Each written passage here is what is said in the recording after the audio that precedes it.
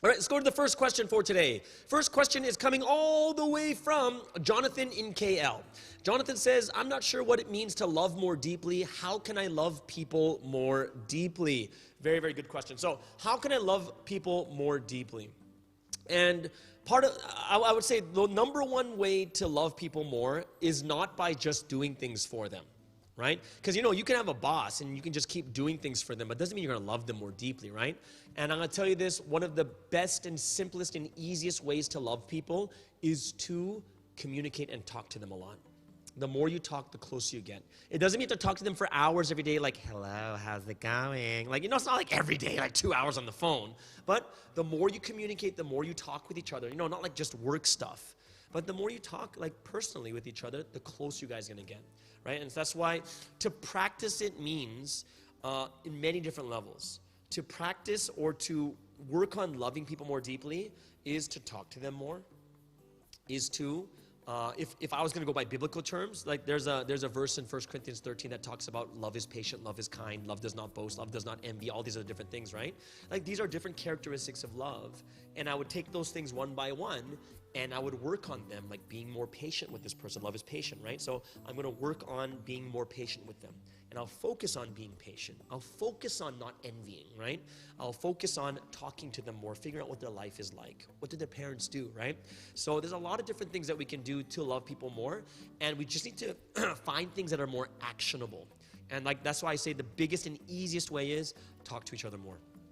There's no other way to love people more deeply. It's not saying you're going to fall in love. What I'm saying is just that relationships are grown. Even friends, you talk with each other. That's why you grow closer with each other. Okay? Thank you, Jonathan in KL. Let's look at the next question all the way from Singapore. It's Melanie in Singapore says, I have a friend that makes me so angry because they always think about themselves. It feels like they only want love and never want to give it. How do I deal with this? Okay, so what we know is when it comes to people who are very needy, like say, listen, I'm just talking generally right now.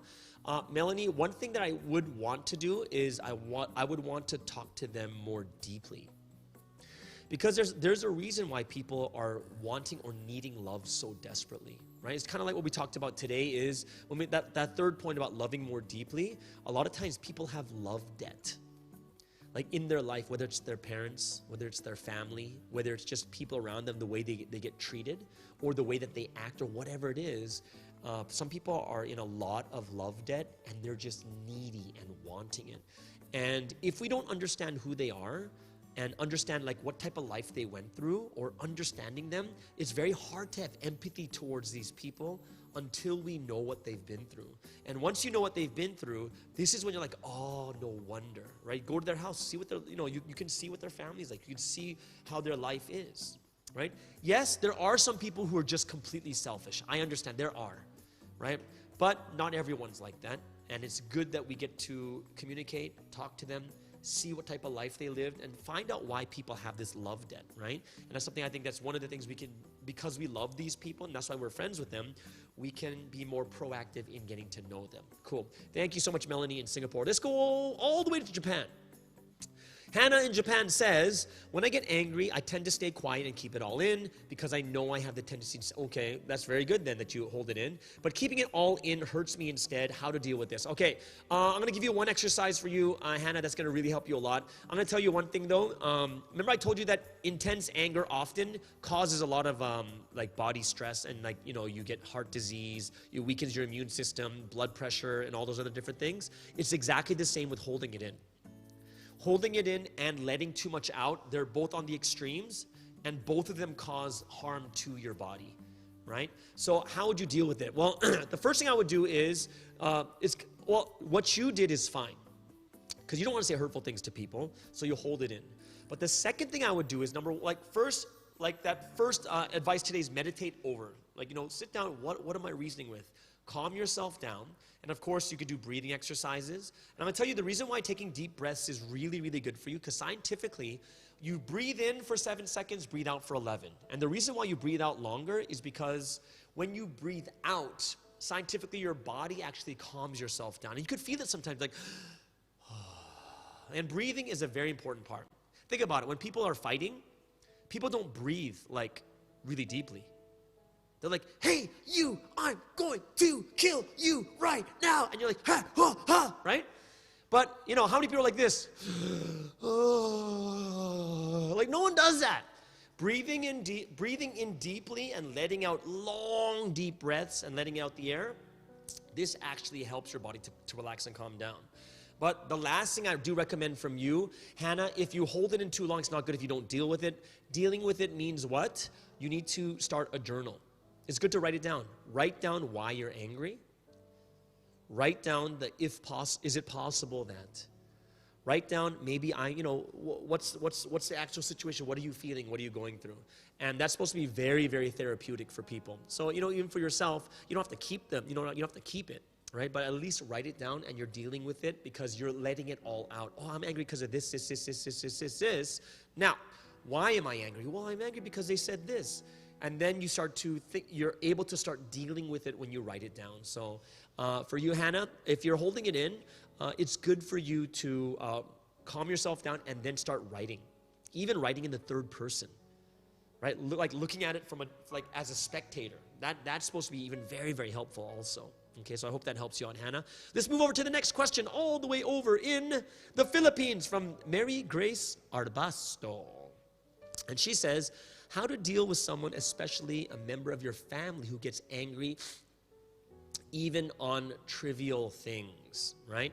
So when they're in their anger, of course, if we get angry or frustrated, it just makes it worse, right? And of course, I know that's not easy if they're getting angry over just the smallest things. Like a couple of things that we might want to figure out is when they calm down, talking to them and figuring out what their life is like. It's not like right after they calm down, like, hey man, why were you so angry? It's more of like taking them out to eat, like a good family member, just finding out what life is like for them.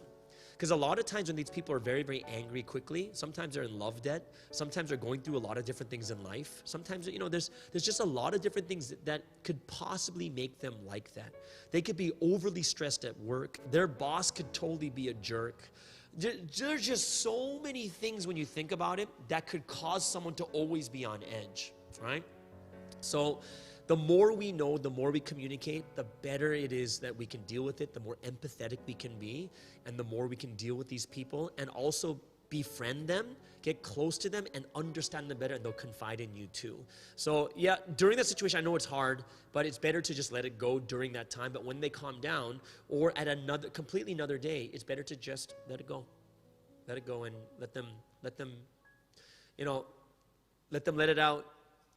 And then later tell them, you're going to die early. No, I'm just kidding. Don't say I'm just kidding. Sorry. Bad joke. All right. Thank you, Mary Grace Arbasto from the Philippines. Let's move on to the next one. We're going back to the Philippines. Diane, how do you love someone more deeply when they didn't want your love in the first place? Okay. So I guess it really depends on who the person is and how close the relationship is, because there are some people that we're going to have to carry the cross or carry the burden if it's like our parents or brothers and sisters, because you're going to see them all the time anyways. Sometimes it's people at church, sometimes it's people at school, sometimes it's people at work. And when it says to love someone deeply, it doesn't mean to love them deeply like they're your best friend. Loving someone deeply is loving them at the level of your relationship, right? So if someone doesn't what if someone doesn't want that level of I don't want to be your best friend, right? But you're trying to give them best friend level of deep love. Then I'd be like, whoa, let's hold it down. Why all of a sudden you're giving me love like this? You need to love people deeply at the level of the relationship itself. So if I'm loving strangers at the level of a stranger, to love them deeply doesn't mean to invite them over to my house for dinner, right? Because, I would do that only with some other person relationship.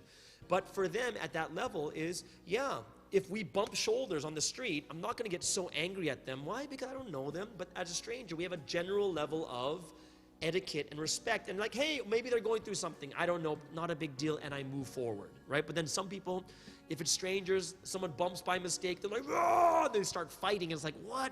Then that's not loving deeply at that level of the relationship. So you have to look at loving deeply at the level of that relationship and not putting in more than the relationship requires, because that's when it gets weird. That's almost like someone who's just a friend, and then it's like you're treating them like your husband, which is really weird, right? And the person will be like, what the heck? Why are you holding my hand, right? It's like it makes no sense to them. So that's an extreme example, but what I'm saying is you want to keep it, the loving deeply, at the level of the relationship, if that makes more sense, okay? Thank you, Diane, in the Philippines. We're going to move all the way to Korea. Oh, Ichigo in Korea. She's actually Mongolian, living in Korea, so that's even cooler. Ichigo in Korea. It's gone. Something, oh, okay. How should I love people not my way, but their way? Loving them their way. And that's the only way you're going to love them their way is if you know what their way is. And the only way you're going to know what their way is if you talk to them, right? And that's going to be, like I talked about this a few weeks ago for Bubble Talks. One of the biggest things that solves like 80 to 90% of all the issues is communication. And if you need to, how should I love people their way, not the way that I want to love them, right? And that's fair. Because if two people love each other, they should love each other what each person wants. That's kind of what love is, right? Love is doing for me what I want, and then I do for them what they want, and it's a reciprocal relationship. But it requires a lot of talking, okay? Communicate, talk to them. Say, hey, you know, I was wondering, you know, you might not be too happy with this or this, but what do you think? Right? Do you like it when I do this? Or like, not really. So, you know, when you're not doing well, what should I do? Because there are some people, if they're angry, they want to be left alone. That's their way, which means when they're angry, leave them alone. Some people want someone to hold them and talk to them, right? That's their way. So you need to kind of find out about what these people are like, hang out with them, talk with them, and you know, communication is probably the best way to do it. Hanging out with them, you get to get a better feel of what they're like also. Okay, so let's move on to, thank you, Ichigo from Korea. Let's move all the way back to Chichi. Chichi in KL. Chichi, it sounds like Kiki, but it's Chichi. Oh, because it's Chinese, right? Chichi, that's such a cool name. Chichi. Chichi is the name of a golfer about 30 years ago. His name is Chichi Rodriguez. Doesn't matter. Chichi in KL. Is this a girl or a guy? It's a girl. Okay. The golfer's a guy. Sorry. Don't get angry. Oh, okay, no, just kidding. All right, Chichi in KL. My father lied to me a lot. How do I love him deeply? Well, let me give you an example of how you can love people even though they don't treat you very well, okay? Or they do wrong things. So let me give you a very, very interesting and easy story, okay? So when, back in the days when I was in Africa, yes, I used to be in Africa. When I was in Africa, I used to do these at our church, we'd have these parties every Friday. And what happened once was someone brought one of their friends, a beautiful girl. And this beautiful girl came and she, you know, she was so beautiful that all the guys wanted to be her friend, right? And all the girls hated her. But the crazy part was she was so rude. She was so mean. She was cussing. She was like even like physically like pushing guys and stuff like that. So people are like going, whoa, what the heck is wrong with her? So she's doing something wrong. She is doing something wrong, right? You know it. So if she's cussing and spitting and smoking, doing all these bad habits, and in church, like even pushing people out of the way, then that's bad, right? So I'm watching this like, holy smokes, what's going on, right? And the friend came to me and said, hey, we should pray for her and take care of her well. And I was like, oh, really? And I was like, oh, why? And basically she told me the story of what this girl went through. And this girl was like abandoned as a child. And then she went to a foster home, and something like the first foster home or the first two foster homes like beat her. And then later she was moved again, and then because she's so pretty, then she was like sexually assaulted by her foster father, like multiple times, right? So think about this. Even though she did wrong things, do you understand? And the answer is yes, you do, right? And one of the things that we have to figure out is sometimes people do things wrong, But it's hard for us to love and to understand deeply if you don't understand what's happening behind the scenes, right? And that's why communication and talking and understanding them is a big thing. What their life was like. What did their father treat them like? What did their parents treat them like? What's their life like with their job? How do they feel about themselves? You know, there's multiple things that can happen. And even though I know it hurts a lot because it's your father, but one of the things we have to understand is, in order for us to have empathy, in order for us to understand people really well, we need to understand what they go through, right? I know it's your father, which makes it a little bit more difficult, but ask your mom, why is your father like this? Ask your mom. Ask, other people, like, why does he keep lying, right? But sometimes you may stumble upon some things that are, right? Like with me and that girl in Africa, you'd be like, oh. And instead of being like, what's wrong with her? I'd be like, how can I help her? Right? So in the same way too, it does require us to communicate and to figure out what is happening in their life too. Because honestly, we don't really know what's going on with our fathers, right? Honestly, I don't know what's going on with my dad. I only know my dad when he's giving me food or money or when he's treating me. But a lot of times he's gone at work. A lot of times he's gone out with his friends or whatever it is. And I don't see his life, right? I only see what he does to me. Which, if you only look at that, then you'll be upset. But if you see the full range of what he went through, you might have more empathy towards him and like, oh, that's why. No wonder. And sometimes you'll let it go because you understand. Okay? So it is something that requires us to go out and, talk to them and trying to figure out what their life has been like. Okay? So thank you, Chi-Chi, for that. We're going to move into the question for the bubble tea question of the day. You guys are going to freak out with this one because it's going to be, here it is. Which group sang the song, How You Like That Law? How You Like That? Who sang the song? Write it down and we'll tell you which person is going to win the bubble tea. Just start writing everything down as fast as possible. I'm sure you're going to know who it is, right? Which group sang the song, How You Like That? It sounds so Manglish or Singlish. How you like that? Right? It's so broken, but I guess it's Konglish, right? Korean English, but it's How You Like That. Okay, so write it down. Tell me which one it is. I don't know. I knew. Actually, no. I'm sorry. I didn't know who it was. So I'm just lying. Okay. Let's go to the last question of the day. Because a question came out, we're going to go. This is right before the last question. Today's question comes from Kat in Houston, Texas. Houston, Texas? It's like 8 a.m. over there. Dang. Okay. Cool. You must really love Bubble Talk. Okay. How do you manage your anger in relation to family resentment? Okay. So this is going to be another topic that we're going to have to deal with is when we have resentment. And resentment is resentment is something that we have to deal with the resentment first before the anger. Because if you just deal with the anger itself and you don't deal with the resentment, then all you're doing is just holding yourself the entire time, like why am I so and it's too hard. It's a battle you're going to lose. You're going to eventually lose, right? And that will be another bubble talk we're going to have to talk about is how to deal with resentment, right? And that is a big thing. But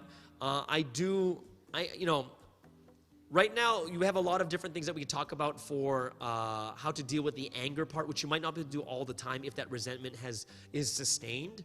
But one thing I do hope that you can do is practice loving people deeply. It's very, very difficult. But I think we're going to have to do another topic on resentment. Because today, you can deal with the anger. Resentment is an entirely different issue. And I think we can do that at another bubble talk. But that's a great topic, resentment. Okay? So thank you so much, Kat in Houston, Texas. You called all the way from Houston, Texas. Amazing, right? So we'll talk about the resentment one another talk. Okay? Next week, you guys see what's our next week's topic again? Oh, next week's topic is social anxiety. Ugh, okay, social anxiety. Oh my gosh, okay. I'm already anxious. Okay, so I hope that you guys enjoyed today's Bubble Talk. Today, we're going to look at which number is going to win. The number that's going to win is number... Number 8. Whoever's number 8 is going to win today's Bubble Talk. And today's winners are Vera in Facebook and Mirasol on YouTube. I'm going to have to figure out about this Facebook one, but All right, everyone, congratulations to Vera and Mirasol. Just make sure you make sure you email your information that you won the Bubble Talk, and we will send you the free bubble tea. All right, everyone, have a wonderful day. Have a wonderful weekend. Those of you, make sure you sign up for the Saturday 1 p.m. Bible study. It's going to be awesome. We've been doing it for like the last 2 months. It's been awesome. So many people have been coming in, different countries, 5, 6 different countries. We're going to be like Hong Kong, Mongolia, Indonesia, Singapore, Malaysia. Yeah, a bunch of those countries, right? So usually people in this time zone. If you join us, if you're going to join us in Houston, it'll be midnight. So I don't know if you can make it. Okay, everyone, have a wonderful day. Have a wonderful bubble tea, and we'll see you guys again. Bye-bye.